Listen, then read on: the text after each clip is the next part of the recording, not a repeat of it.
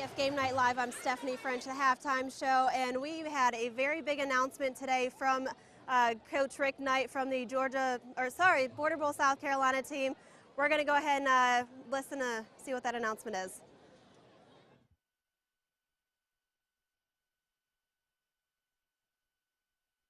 Team South Carolina and Coach, big day for today. You've picked out your staff for that game.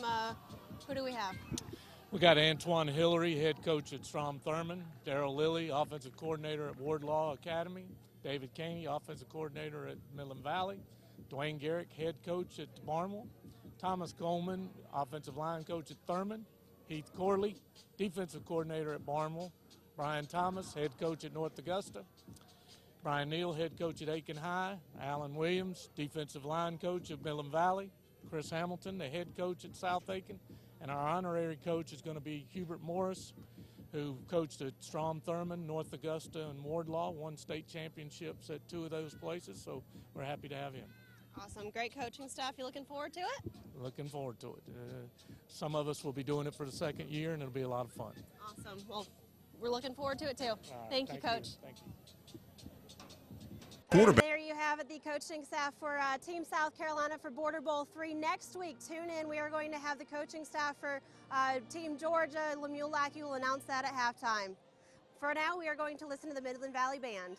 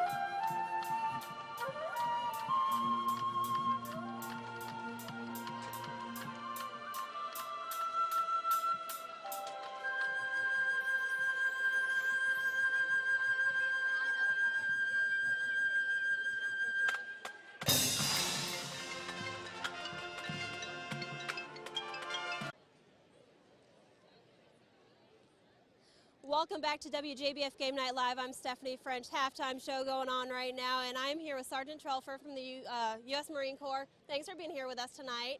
Now you guys have a big job to do with these high schoolers. You're kind of in charge of the recruiting. Tell me about what you guys are doing in the schools. Well, we like to find the most qualified applicants, people who are want to take up that challenge. We're always looking for people that want to challenge themselves, and we're always looking for the cream of the crop. At the same time, though, it's always important for us, to show face within the community and just kind of get ourselves out there and support the community.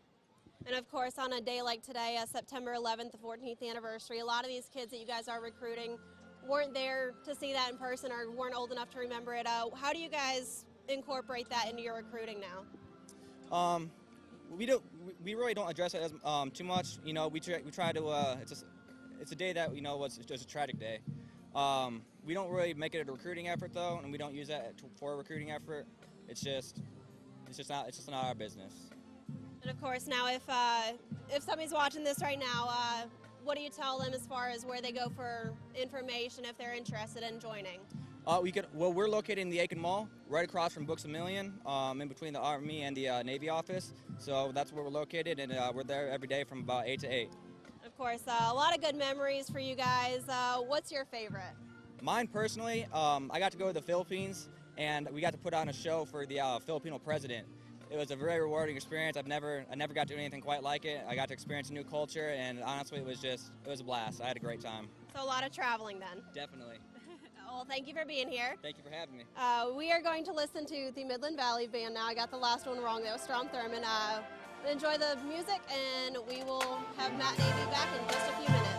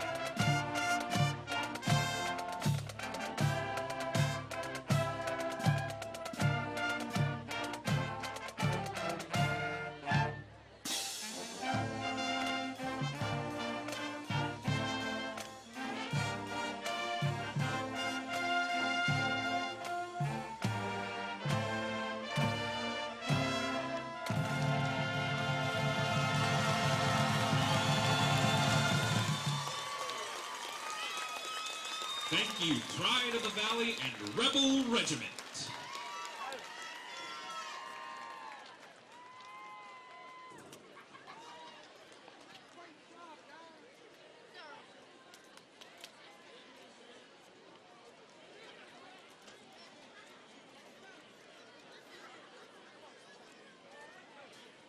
The Pride of the Valley would like to thank our sponsors and community for their gracious support.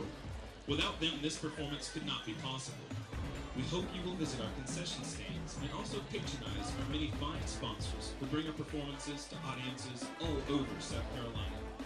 This year, your Pride of the Valley band has earned the distinct St. James Lutheran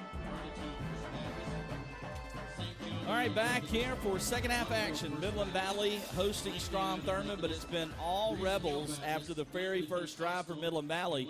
The Rebels, as you see, lead at 26-7. Ashley Brown along with Matt Lane. Great job by Stephanie during the halftime show. Got Nathan Edwards with us as well, and he's got our first half stats. Matt, the rushing numbers just jump off the page. 3-1 in favor of Strom Thurmond. 213 yards to 71 for Midland Valley.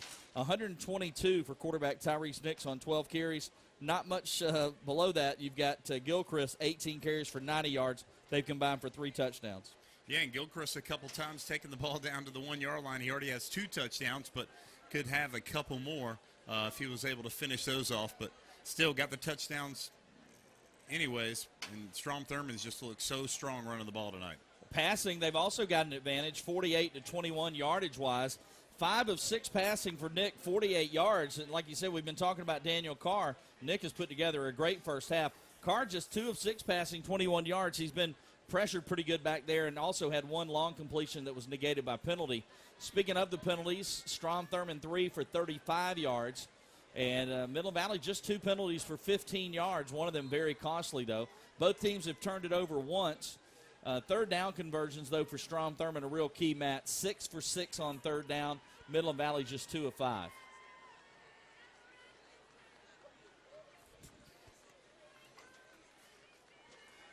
The leading receiver tonight for Strom Thurmond is Ryan.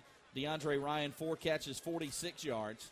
He had the near touchdown, what probably should have been a touchdown in the first half, but that resulted in another 1-yard touchdown run. Like I said, these two teams come in, Strom Thurmond 2-0, Midland Valley 1-1, but Midland Valley's loss was a close game to North Augusta. They played North Augusta much tougher than they played Strom Thurmond in this first half.